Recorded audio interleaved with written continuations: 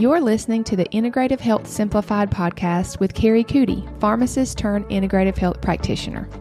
Here we talk all things straightforward and honest when it comes to holistic health and simplifying your best steps forward while eliminating all the gimmicks and confusion. Leave the overwhelm at the door and get ready for impactful action steps that get to the real root of your issue and actually move the needle in your health. Let's dive into the show. Hey there, it's Kari here, and welcome back into the Integrative Health Simplified podcast. We are continuing the series about common health misconceptions. We're still in season 1. This is episode 18. And so I'm so glad that you're back with me for another episode, or maybe you just found me. Either way, so glad that you're here. I'm excited to talk about this particular topic today because I do feel like it's a common health misconception for sure.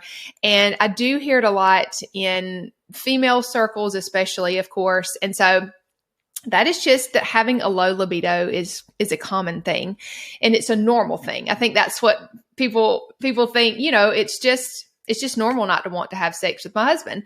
And so that's something that I want to dive into in this episode and just to have a conversation around, because I think sometimes we just accept it and just kind of normalize it, even though it's not normal. It's very, very common, but it is not normal to not have any type of sex drive. So really, if you think about it, having a sex drive is actually an indication of health. And so when we don't have that, we should be thinking, okay, something is off. We shouldn't be thinking, oh, that's just the way it is.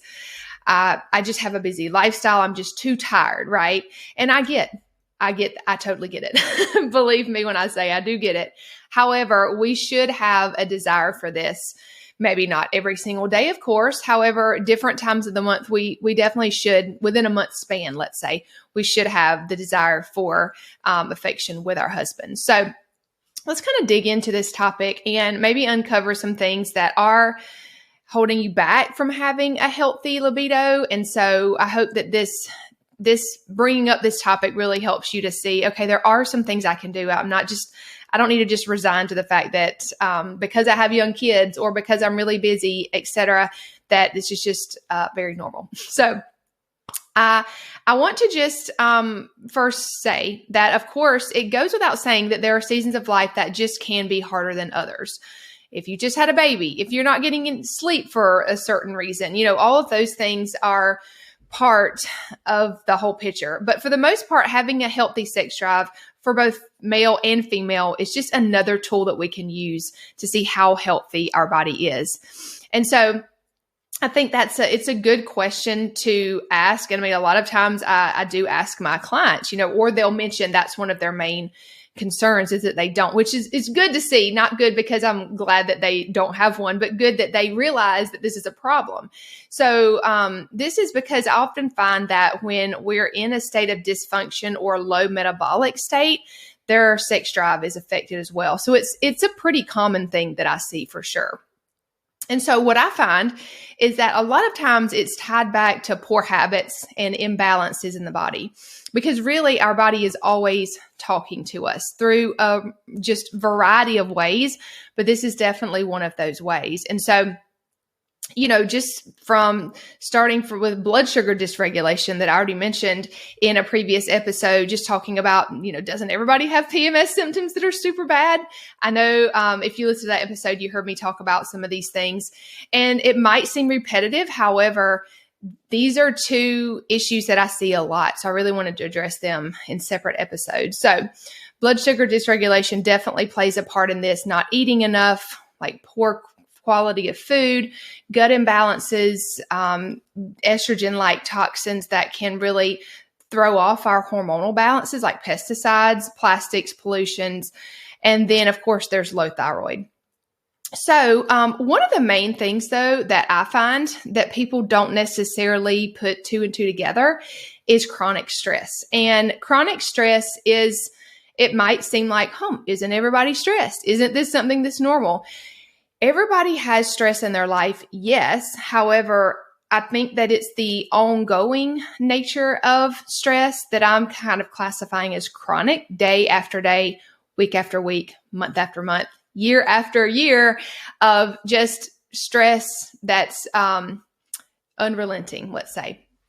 And so whenever you have this chronic stress, our body sort of perceives it like we're running away from a bear, right? We're kind of in that heightened state, right? And our body is getting ready for that. And so it does produce certain hormones like cortisol and adrenaline and things like that. And those can really crash your sex hormones. That's kind of the key missing piece. And I know we have stress from a lot of different areas. This could be work life emotional stress. This could be like an underlying infection that's causing stress, over exercising, under eating. Those are just some of the ways that our body can feel stress. Obviously, we have different stressors throughout the day. However, I think that there are some things in our life that just cause us to have this chronic stress that maybe just kind of goes under the radar. And so you got to think about it. When your body's under this chronic stress and it feels like it's trying to run from a bear, it's not necessarily going to be thinking, oh, I'd like to have some time with my husband tonight, right? It's like in survival mode. So that really plays a part in all of this. So what can happen is our body perceives that it's under stress from any of the dysfunctions that we previously talked about. And really the last thing on its mind is raising the proper hormones in order to reproduce, which is really why we feel the desire to have sex. And it just doesn't happen, right? When we're under that chronic stress. Simply put, chronic stress crashes your sex hormones, period. So again, when you're running from a bear, you're not going to be thinking about, your body is just not thinking about prioritizing this. And so I want to just kind of go through some things that you might not realize are actually suppressing your libido. So first thing is a low fat diet. So our sex hormones are actually derived from cholesterol, and that fat, and the fat that we consume that is easily able to be digested and absorbed. These are the backbones to sex hormones like testosterone that is needed to increase sex drive. So that's one thing. So not having enough healthy fats in your diet can really have a direct correlation to not having enough raw material to make the hormones that we need to really have hormonal balance, but definitely in the context that we're talking about as far as libido goes. Another thing that is very common, a lot of women are on birth control. I fully transparent right here. I mean, I was on birth control for 10 years, so I totally get it. But this is a big, big issue that I don't think people realize. Birth control can cause hormonal imbalance due to lack of ovulation, right? It's causing you not to ovulate so that you can't get pregnant. And so therefore, it's allowing estrogen to become dominant, and it's allowing the body to really be in further stress, throwing off sex hormones like testosterone and progesterone. Because really, whenever you ovulate, you produce progesterone, right? The progesterone raises. And so this really helps to balance out the hormonal levels in our body. And so estrogen doesn't come dominant if we have enough progesterone to keep it in balance. But whenever we're on birth control, that can be a huge issue of why we're seeing this sort of shift in our hormonal balance, and we're seeing the symptom of low libido, but that's really what's happening. So here's actually how it happens in our body. So birth control causes excess estrogen. Too much estrogen causes the liver to become sluggish. Then the liver doesn't have enough proper bile flow to get the toxins that it wants to out, the excess hormones like estrogen. And so then estrogen builds up in the body, and then that excess estrogen impacts testosterone and progesterone, which again are required for a healthy libido. They actually make those to be lower, right? And so again, we need this progesterone because it helps to provide energy to our body and a sense of well-being. And so really we want estrogen to be balanced because it's metabolically antagonistic with progesterone and testosterone. So if an estrogen's high, then automatically the progesterone and testosterone are going to be lower. And of course, testosterone is one of the main things that stimulates us to have a desire to have sex. So that is sort of, in a nutshell, how birth control can really deplete, I guess I should say deplenish, that's not even a word, our libido. Okay, moving right along. This might be an odd one, but I promise it. Let me just explain. So having a sodium level that is inadequate, or, you could just think of like not salting your food, not really eating a lot of salt. So Salt, it really plays a big role, obviously, in mineral balance in general, but salt specifically works to calm down the stress response in the body and adrenal function. It just basically helps to give your body what it needs so that it works better. So it's not just pulling off an empty tank whenever you're calling on it to, work properly. And so I think that it's really important to consider how this is working in the whole grand scheme of things, because we're trying to decrease the effects that cortisol has on our body. And so by having adequate sodium levels, that can really help to blunt some of these effects. And basically, it just helps also to give the body what it needs to run properly. And so it might just want to be something that you consider just looking at seeing how you can consume a little bit more salt. I think, again, this is like this in itself is a common misconception that we need to avoid salt and we should be on a low salt diet. Could not be further from the truth, honestly. So that's just another thing to consider in this whole conversation. An additional thought is eating conventional meat that is injected with like antibiotics and pesticides and hormones. This can, again, cause estrogen to be raised, and it can also destroy the microbiome, which obviously the gut has a relationship with so many things in our body, hormones included. And so this can really obviously not have a good effect on hormonal balance, which again doesn't have a good effect on your libido. I mentioned stress, but going hand in hand with that is just not resting enough. Again, if we are constantly in the stress state, which is more in our sympathetic nervous system, we want to try to get into our parasympathetic nervous system, which is rest and digest and calm. And I see so often that women have a really hard time going from one to the other. They just tend to want to stay in this always doing something, always needing to be busy, finding it really hard to rest, finding it really hard to just not do anything, right? Where a lot of women are just doers because we do have a lot on our plate. However, I think it's just as important. Like we're going to go hard, right? We're going to do what we need to do, but we need to go hard with resting. So I think that's a really big part of this whole conversation. And constantly being in that stress state, it causes nervous system dysregulation, which can have a huge effect on our libido. And so lastly, I kind of talked about chronic stress already, but the real big issue with chronic stress is that it circumvents the way that our hormones are prioritized to be made in the body. So there's this whole cascade of things that happen when it happens whenever our body is making hormones. And obviously it needs to make hormones for hormone balance. And so whenever we're under chronic stress, our body wants to release and needs to release cortisol, which is actually a hormone also. And so in that whole cascade of things, the hormones that we want to prioritize, which are progesterone and testosterone, are actually circumvented because our body is prioritizing cortisol over all of those. And so it's an actual physiological process that's just pushed to the side so that our body can prioritize this stress hormone cortisol. And so it's actually a thing that our body can't really do both at one time if it's having to produce so much of this stress hormone. And so it's not that your body's broken. Your body is very, very intuitive.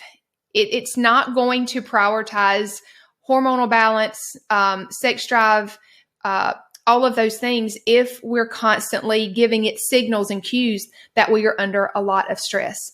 This is the biggest reason why your hormones are off, honestly, is the stress piece of it. And so I know that might seem like, well, Kari, I just have a lot of stress in my life. And I understand that. However, I want you to think about what can you control. There are things that we cannot control. I can't control what my kids do. I can't control what my husband does. Sometimes I can't control my schedule. There's just things that are out of our control. However, there are things that are in our control. So just focusing on resting when you can, right? Going to bed earlier, putting down your phone, not necessarily needing to binge watch Netflix before you go to sleep. Like prioritize sleep at night. Make sure you're getting enough to eat during the day. Those things are huge when you think about getting your body out of that fight or flight mode into more of the parasympathetic nervous system. I promise those two things alone, just trying to help support our body and give it what it needs as far as nutrition and calories in a day's time, and then just trying as much as you can to realize that it's just as important that you unplug and prioritize rest as it is for anything else. So I think just making priorities where we can and what the things that we can control are super key in this whole conversation. So I hope this just encourages you, doesn't overwhelm you, that it really just gives you hope that, this is something that I can help in the long run, right? And I also want to just add in this caveat, in the whole priority that your body has, hormones are actually pretty low. Simply because, again, whenever our body does feel very stressed, and it's in a very it's just kind of in a scarcity mindset. That's a good way to put it, maybe, that you understand what I mean. That's the last thing it's going to prioritize. So hormones are kind of last on the bus. So my whole goal for you is that you can look to really make your body feel very safe, very in abundance, meaning you're giving it rest, you're giving it nutrition, you're giving it energy via food.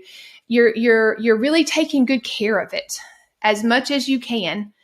And over time, it will start to kind of, how when you're stressed, you don't really breathe that much. You breathe, but it's very shallow, and you kind of tend to take shorter breaths. Whenever you can sort of relax, you take a deeper breath, right? It feels really good. That's what your body wants to do. But whenever we just continue to just go, and just continue to not prioritize rest, it can't take that deep, full breath that it's looking for. And so hopefully that gives you a good mental picture of where you're trying to get to. And I want you to get there. It's totally possible, no matter what but Kari, but this, but that. No, you can make some of these things priority, because I'm going to be honest, you need to. Because if you have people that are counting on you, like your kids and your husband and maybe people at your job, whatever, we have some people counting on us, they deserve our best. And so to give them our best, we need to prioritize some of these things. And so it's not selfish. It's not any of those things that you're thinking. It's actually very, very needed so that we can do all that God's calling us to do. So I hope this just gives you some encouragement around this topic. And it's out there. It can happen, but it does take some intentionality. So I would love to continue the conversation. As always, reach out to me any way that is best for you. And I look forward to seeing and talking to you, and I'll see you on the next episode. If this episode has served you in any way, I would love it if you'd share any aha moments or takeaways over on Instagram and tag me at Kari Coody. And if you haven't already, hit the subscribe button so we can continue to learn and grow together.